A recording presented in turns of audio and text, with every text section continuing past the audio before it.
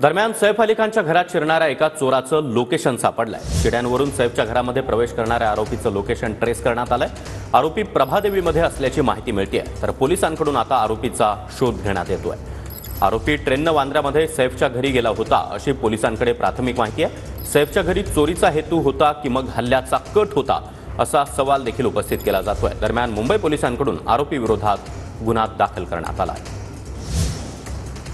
सैफ अली खान यांच्या घरी जी घटना घडलेली आहे त्या अनुषंगाने एक आरोपी याने शिड्यांचा वापर करून बिल्डिंगमध्ये एंट्री करून शिड्यांचा वापर करून अभिनेता सैफ अली खान यांच्या घरी एंट्री केलेल्याचं निष्पन्न झालेलं आहे।